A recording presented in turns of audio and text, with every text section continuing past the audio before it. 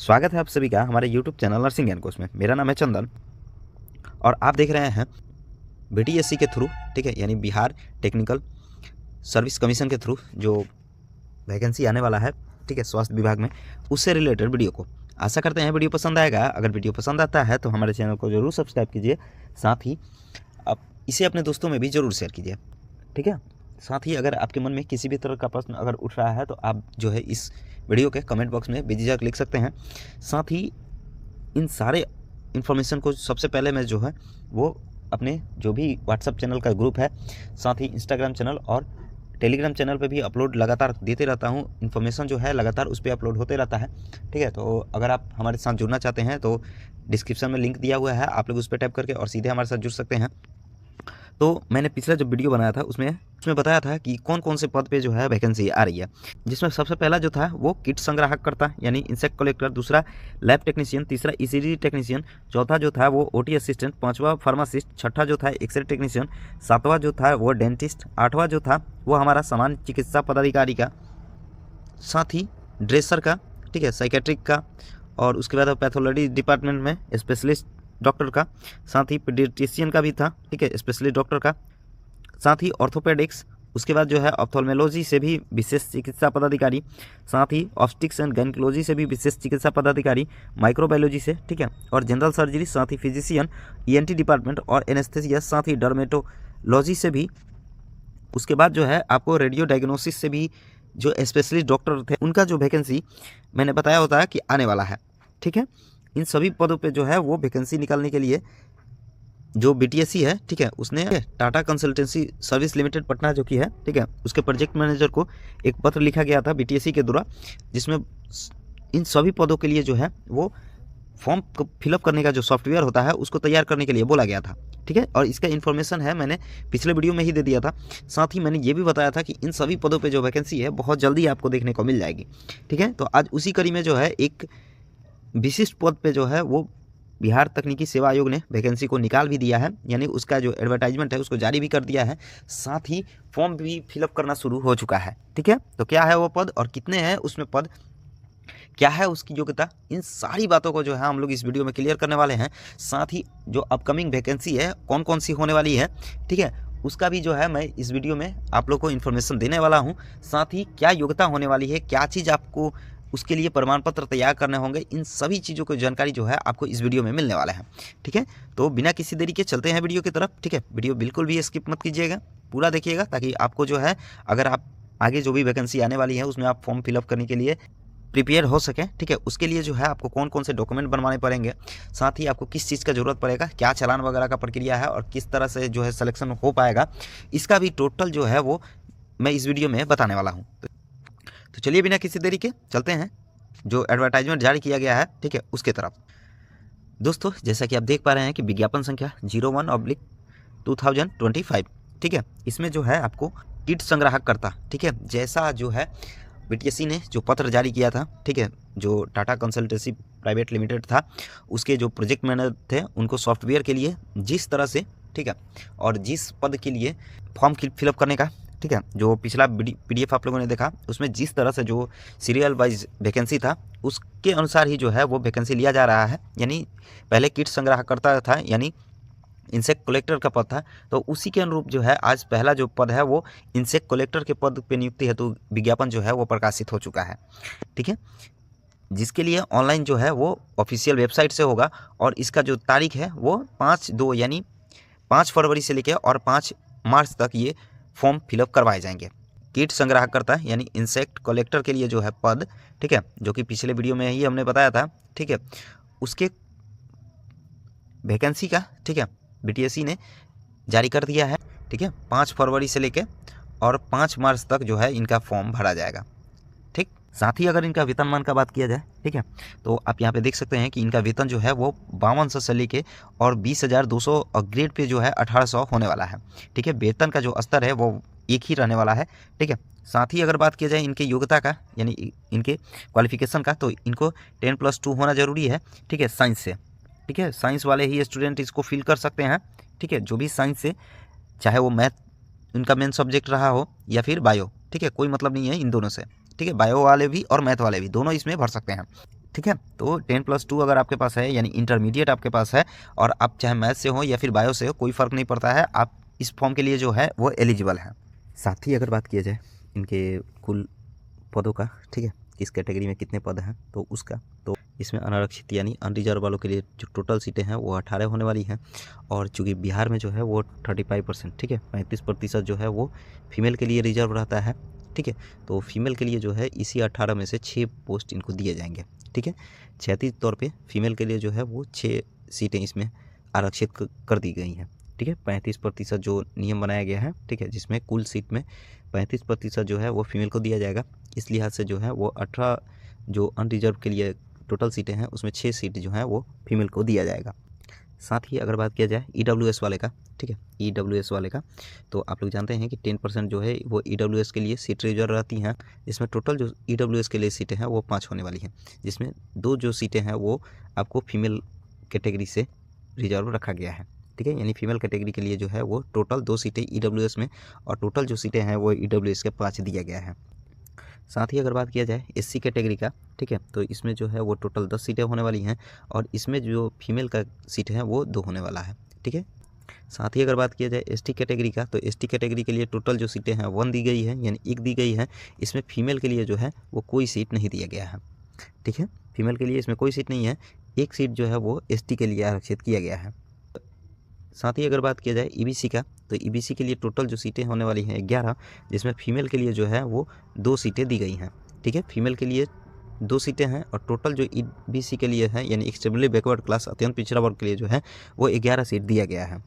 साथ ही अगर बात किया जाए BC कैटेगरी का, ठीक है, तो BC कैटेगरी में जो है वो टोटल 6 सीटें दी गई हैं, जिसमें फीमेल कैटेगरी से जो है वो 2 सीटें भरी जाएंगी, ठीक है। BC कैटेगरी से टोटल 6 सीटें होंगी और फीमेल को जो है वो 2 सीटें दी गई हैं। साथ ही एक और वर्ग चलता है बिहार में, ठीक है, पिछड़े वर्ग यानी वुमेन बैकवर्ड क्लास, ठीक है। यानी ये जो सीटें हैं वो केवल और केवल फीमेल के लिए ही रिजर्व रहती हैं जो बैकवर्ड क्लास से आती हैं, ठीक है। उनके लिए जो है वो 2 सीटें दी गई हैं। ये रहा बात WBC का बात, ठीक है, यानी वुमेन बैकवर्ड क्लास।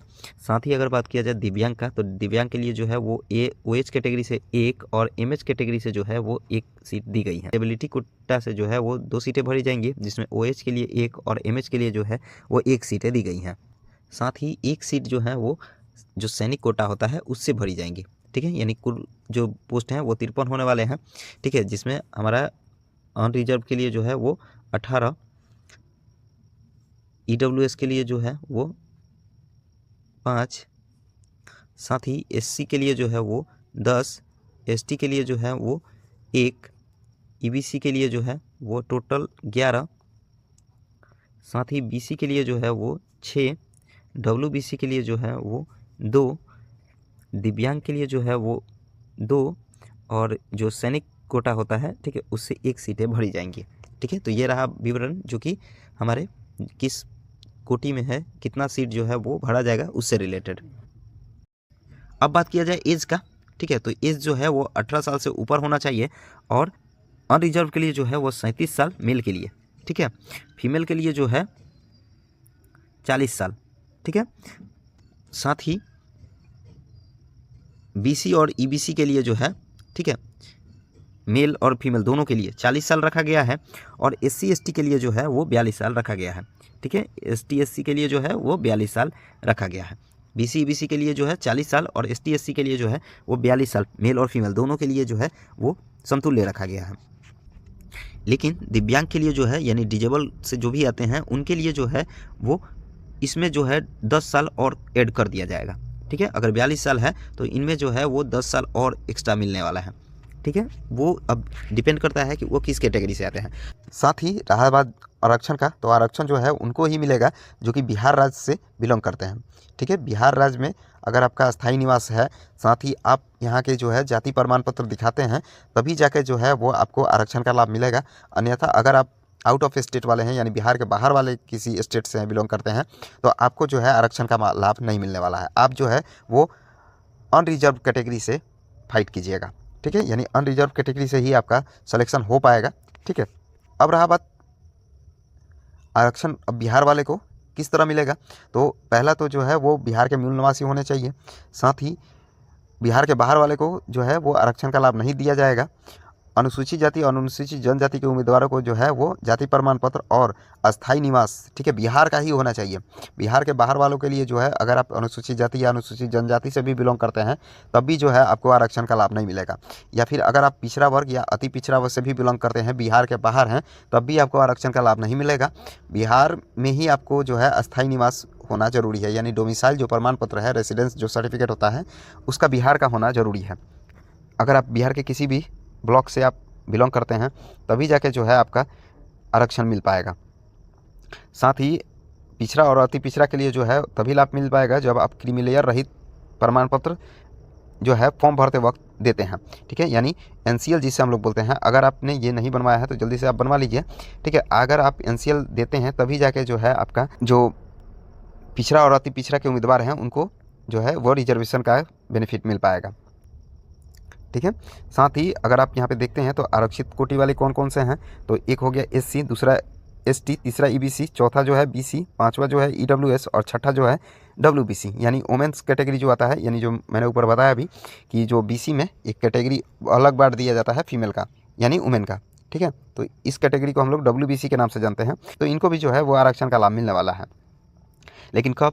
जब वो बिहार के अस्थायी निवासी हो तब, ठीक है। साथ ही यहाँ के आप जो है वो मूल रेसिडेंस अगर आप दिखाते हैं, ठीक है, फॉर्म भरते वक्त जो है वो आप दिखाते हैं तभी जाके आपको आरक्षण का लाभ मिल पाएगा। साथ ही अगर आप स्वतंत्रता सेनानी हैं, ठीक है, तो आपको जो है वो केवल परिचय पत्र से ही काम नहीं चलेगा। आपको जो है वो अपने गृह जिला के जिला पदाधिकारी एवं उनके द्वारा पदाधिकारी हस्ताक्षर से, ठीक है, जो प्रमाण पत्र मिलता है उसको आपको लगाना जरूरी होगा।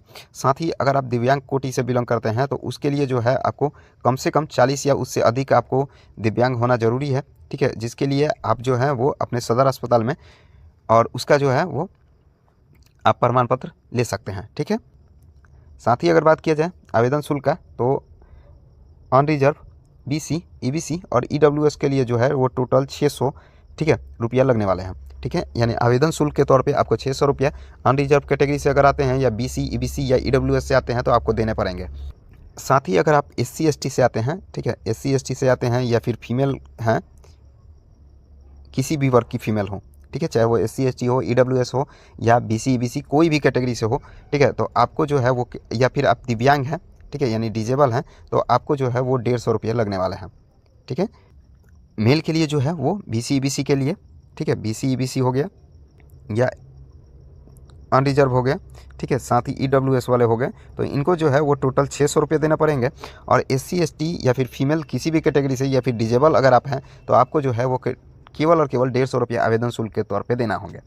साथ ही अगर बात किया जाए राज्य से बाहर यानी बिहार राज्य के बाहर वाले कैंडिडेट का, तो उनको जो है वो अनरिजर्व कैटेगरी से आएंगे, तो चाहे वो किसी भी कैटेगरी से हो, अपने गृह राज्य में किसी भी कैटेगरी से बिलोंग करते हैं उसे मतलब नहीं है। बिहार में अगर आप फॉर्म भर रहे हैं आउट ऑफ स्टेट वाले, तो वो जो है वो अनरिजर्व कैटेगरी से ही जाएंगे और उनको जो है वो टोटल 600 रुपये पेड करना पड़ेगा, ठीक है। तो ये रहा बात आवेदन शुल्क के तौर पे। अब रहा बात चयन प्रक्रिया का, तो आप यहाँ पे देख सकते हैं 5वें नंबर पे कि किट संग्रहकर्ता के पदों पर जो नियुक्ति है वो इंटरमीडिएट विज्ञान स्तरीय प्रतियोगी परीक्षा के आधार पे होगी। यानी इसमें जो है वो आपका चयन जो एग्ज़ाम लिया जाएगा, ठीक है, यानी एग्ज़ाम बेस आपका चयन जो है होने वाला है। साथ ही एक और नोट यहाँ पे दिया हुआ है कि इसके लिए जो है वो आप गणित और विज्ञान किसी भी से आप अगर इंटर पास किए हैं तो आप इसके लिए एलिजिबल हैं, ठीक है। लेकिन जो है वो बायोलॉजी से जो है वो अधिक सवाल होने वाला है। 50% जो सवाल हैं वो केवल और केवल बायोलॉजी से होंगे, ठीक है। मैथ और जो भी और चीज़ें हैं वो 50% रहेंगी, लेकिन इसके लिए केवल और केवल 50% जो है वो केवल बायो ही रखा गया है। साथ ही इसका पाठ्यक्रम भी यहाँ पे दिया हुआ है, जो कि बिहार बोर्ड जो इंटर स्तरीय जो भी चीज़ें होती हैं उसी से जो है वो सवाल रहेंगे। साथ ही इसमें जो है वो कुल 100 प्रश्न होंगे जो कि बहुविकल्पीय यानी ऑब्जेक्टिव टाइप के होने वाले हैं, जिसका समय अवधि जो है वो 2 घंटे दिया जाएगा, ठीक है। 100 टोटल अंक के पेपर होंगे और 100 ही इसमें क्वेश्चन पूछे जाएंगे, ठीक है। 100 नंबर का टोटल पेपर भी होगा और 100 क्वेश्चन ही इसमें पूछे जाएंगे और समय जो है वो 2 घंटे रखा गया है, ठीक है, यानी 2 घंटे का आपका पेपर होने वाला है। साथ ही इसमें जो है निगेटिव मार्किंग भी होने वाले हैं, ठीक है, जिसमें आपको सही उत्तर के लिए 1 अंक दिया जाएगा और गलत के लिए जो है वो 1/4 यानी 0.25 जो नंबर है वो काट लिया जाएगा, ठीक है। तो इसमें एक चीज़ ध्यान करने वाला बात है कि इसमें जो है निगेटिव मार्किंग भी होने वाला है। साथ ही ये जो प्रश्न है, जो भी प्रश्न होंगे वो हिंदी और इंग्लिश दोनों में आपको देखने को मिल जाएंगे। यानी ये जो पेपर होने वाला है, यानी इसका जो परीक्षा है वो आपको दोनों पेपर में देखने को मिलेगा, हिंदी और अंग्रेजी। साथ ही ये जो है वो कंप्यूटर बेस्ड टेस्ट के तौर पे आपको परीक्षा देना पड़ेगा, यानी पेपर जो है आपको सीबीटी के तौर पे देना पड़ेगा, कंप्यूटर बेस्ड टेस्ट के तौर पे ही आपको एग्ज़ाम लिया जाएगा। साथ ही एक और चीज़ें हैं, ठीक है, कि उक्त परीक्षा के आधार पर सभी अभ्यर्थियों का जो नॉर्मलाइजेशन है उसकी प्रक्रिया अपनाते हुए आपका परीक्षा फल जो है घोषित किया जाएगा, यानी रिजल्ट जो है वो नॉर्मलाइजेशन के बाद ही घोषित किया जाएगा। ठीक है, नॉर्मलाइजेशन जो है उसके पश्चात ही आपका जो है रिजल्ट देखने को मिलेगा। साथ ही अगर आप कंपटीशन में बने रहना चाहते हैं तो आपको 100 नंबर का पेपर देना पड़ेगा, जिसमें से 40% जो है आपको लाना पड़ेगा अगर आप जो है वो अनरिजर्व कैटेगरी से आते हैं तब। ठीक है, 40% अगर आप लाते हैं तो आप जो है वो कंपटीशन में बने रहेंगे, इससे कम लाने पे आप जो है स्वतः कंपटीशन से छट जाएंगे। साथ ही अगर आप बीसी से आते हैं, ठीक है, बीसी कैटेगरी से आते हैं तो आपको जो है वो 36.5% लाना पड़ेगा। अगर आप ईबीसी से आते हैं, ठीक है, ईबीसी यानी एक्सट्रीमली बैकवर्ड क्लास से अगर आते हैं तो आपको जो है 34% अंक लाना पड़ेगा। साथ ही अगर आप एससी एसटी या डिजेबिलिटी कैटेगरी से या फिर फीमेल कैटेगरी से आते हैं, ठीक है, एससी एसटी हो गया या फिर फीमेल कैटेगरी हो गया या फिर डिजेबल कैटेगरी हो गया, तो आपके लिए जो है वो 32% कम से कम अंक जो है वो लाने पड़ेंगे, तब जो है आप एलिजिबल हैं नेक्स्ट जो नॉर्मलाइजेशन के पश्चात जो रिजल्ट आएगा उसके लिए, अन्यथा जो है आप स्वतः बाहर हो जाएंगे। ठीक है, समझ लिए। बीसी के लिए जो है वो 36.5%, ईबीसी के लिए 34%, एससी एसटी और फीमेल और डिजेबिलिटी के लिए जो है वो 32%। साथ ही अगर अनरिजर्व का बात किया जाए तो इसके लिए जो है वो 40 नंबर आपको हर हाल में लाना पड़ेगा जो सीबीटी एग्जाम होगा उसमें। ठीक है, अगर आप अनरिजर्व कैटेगरी से आते हैं तो आपको 40 नंबर लाना एकदम अनिवार्य है। साथ ही अगर आप बीसी से आते हैं तो 36.5%, ईबीसी से आते हैं तो 34%, एससी एसटी फीमेल या फिर डिजेबल से आते हैं तो आपको जो है 32% लाना अनिवार्य होगा, अन्यथा आप स्वतः ही जो है वो कंपटीशन से, ठीक है, बाहर हो जाएंगे। ठीक है, जिसके लिए एक नोट भी दिया हुआ है कि प्रतियोगी परीक्षा में अभ्यर्थी को अपने कोटि के अनुसार न्यूनतम अर्हतांक प्राप्त नहीं होने पर अभ्यर्थी का कोई भी दावा मान्य नहीं होगा। ठीक है, यानी आप जो है खुद ब खुद अगर आप जो कैटेगरी से फॉर्म भरे हैं, ठीक है, उसमें आप न्यूनतम जो अर्हताएँ हैं उससे कम लाते हैं अंक, तो आप स्वतः जो है बाहर हो जाएंगे कंपटीशन से। साथ ही कुछ महत्वपूर्ण निर्देश हैं, क्या क्या चीज़ें जो हैं वो आपको ऑनलाइन आवेदन करने समय देना होगा। उसमें आपका मैट्रिक का मार्कशीट हो गया, ठीक है, साथ ही मूल प्रमाण पत्र, उसके बाद इंटर का मार्कशीट, उसका मूल प्रमाण पत्र, ठीक है, यानी प्रोविजनल सर्टिफिकेट वगैरह भी है तो आप दे सकते हैं। साथ ही आपको एनसीएल, ठीक है, अगर एनसीएल ईडब्ल्यूएस, उसके बाद अगर आप एससी एसटी कैटेगरी से आते हैं तो उसके लिए जो है आपको कास्ट सर्टिफिकेट देना पड़ेगा। साथ ही आपको अस्थायी निवास का भी प्रमाण पत्र आपको दिखाना जरूरी है, ठीक है, अगर आप आरक्षण का लाभ लेना चाहते हैं तब। साथ ही अगर आप बिहार राज्य के स्वतंत्रता सेनानी के पोता पोती या नाते नातिनी हैं तो उसका भी प्रमाण पत्र आपको दिखाना पड़ेगा। साथ ही आपको दिव्यांगता प्रमाण पत्र भी आपको अपलोड करना पड़ेगा।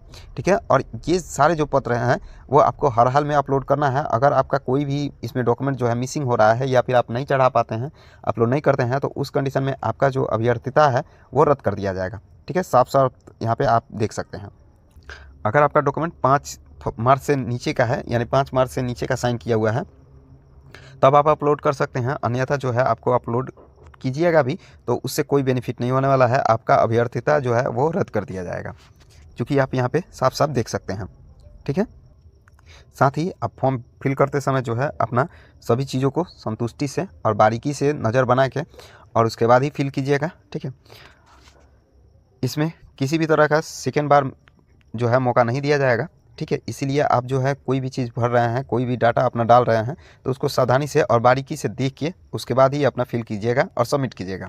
ठीक है, साथ ही यहाँ पे देख सकते हैं, यहाँ पे जो है वो टोटल यहाँ पे दिया हुआ है कि अगर आप किसी भी तरह से फर्जी कागजात भरते हैं, ठीक है, तो आपके विरुद्ध जो है वो कार्रवाई किया जा सकता है। ठीक है, तो वैसे कैंडिडेट जो कि फर्जी कागज़ के आधार पर आवेदन कर रहे हैं तो सतर्क हो जाए। ठीक है, बिहार में जो है वो त्रिस्तरीय जांच होती है। ठीक है, उसके बाद अगर आप पकड़ाते हैं, ठीक है, किसी भी प्रक्रिया के तहत अगर आप रडार में आ जाते हैं तो आपके विरुद्ध जो है वो कानूनी प्रक्रिया अपनाई जा सकती है बीटीएससी के थ्रू या आयोग के थ्रू। साथ ही रहा बात आपके फ़ोटो का, ठीक है, फोटोग्राफ का भी यहाँ पे दिया हुआ है कि आपका जो फोटोग्राफ है वो हाल का 3 महीने के भीतर का खींचा हुआ चाहिए। साथ ही दोनों आँख खुले और जो कान है वो भी दिखाई देना चाहिए। साथ ही अगर आप चश्मा पहनते हैं या चश्मा पहनना आपका मजबूरी है तो आपको जो फ़ोटो है वो चश्मा हटा के ही देना पड़ेगा। ठीक है, जिसके लिए नोट भी दिया हुआ है। तो ये था जो इंसेक्ट कलेक्टर है उसके पदों पे जो नियुक्ति हैं, टोटल जो पद हैं वो 53 होने वाले हैं। और उसी पद के लिए जो है बिहार तकनीकी सेवा आयोग ने जो वैकेंसी है उसका विवरण जो है वो दे दिया है, ठीक है, विज्ञापन निकाल दिया है। तो उसी से रिलेटेड ये वीडियो था जो आप लोगों से साझा करना जरूरी था। साथ ही अब रहा बात आगे कौन कौन सी वैकेंसी आने वाली है उसका, तो अभी जो हम लोगों ने देखा वो कीट संग्राहकर्ता यानी इंसेक्ट कलेक्टर का 53 पोस्ट, जो कि मैंने पिछले वीडियो में भी बताया था। अब जो दूसरा वैकेंसी है वो क्रमशः होने वाला है लैब टेक्नीशियन का, ठीक है, जो कि 2669 पोस्ट होने वाले हैं। अब उसके बाद जो है वो ईसीजी टेक्नीशियन 242 सीटें, उसके बाद जो हम लोग खासा निगाह बनाए हुए हैं, ठीक है, ओटी असिस्टेंट 1683, उसके बाद फार्मासिस्ट का 2473, एक्सरे का जो है 1232, डेंटिस्ट का जो है वो 808, सामान्य चिकित्सा पदाधिकारी का 667, साथ ही ड्रेसर का जो है वो 3326, साइकेट्रिक डिपार्टमेंट जो विशेष चिकित्सा पदाधिकारी का पद है वो टोटल 14 होने वाला है।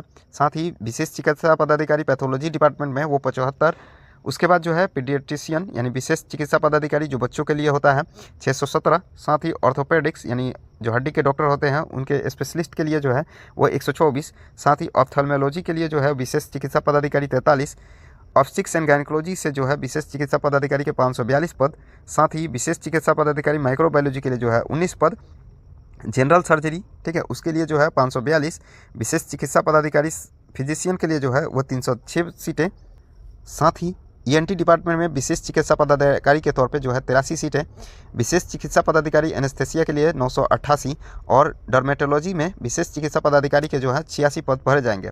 साथ ही रेडियो डायग्नोसिस के लिए भी जो विशेष चिकित्सा पदाधिकारी के तौर पे 184 जो सीटें हैं वो क्रमशः अब लगातार जो है आना शुरू हो जाएंगे। साथ ही रहा बात ये कब तक आ सकते हैं, तो अब जो है वो सिलसिला चालू हो चुका है। सारी पदों पे जो वैकेंसी है वो फरवरी मार्च तक आप लोग को देखने को मिल जाएंगे, ठीक है। मेरा अनुमान है कि फरवरी में ही आप लोग को इन बहुत सारे पदों पे जो है वैकेंसी आपको देखने को मिल जाए, ठीक है। तो ये था जानकारी जो आप लोगों से साझा करना जरूरी था। कैसा लगा वीडियो आप लोग कमेंट करके ज़रूर बताइएगा। साथ ही ऐसे ही इन्फॉर्मेटिव वीडियो के लिए आप हमारे चैनल को ज़रूर सब्सक्राइब कर लीजिए। साथ ही इस वीडियो को जो है अपने जो भी एलिजिबल कैंडिडेट हैं उनको उनके साथ साझा करना ना भूलिएगा, ठीक है। साथ ही अपना फीडबैक भी आप मेरे साथ शेयर करते रहिए। और अगर आप हमारे साथ जुड़ना चाहते हैं तो इंस्टाग्राम चैनल, टेलीग्राम चैनल तथा व्हाट्सअप चैनल का लिंक भी जो है वो डिस्क्रिप्शन में दिया हुआ है, आप लोग उस पर टाइप करके और हमारे साथ जुड़ सकते हैं। तो मिलते हैं ऐसे ही किसी नए और इन्फॉर्मेटिव वीडियो के साथ, तब तक के लिए अपना ध्यान रखिए, ठीक है। धन्यवाद।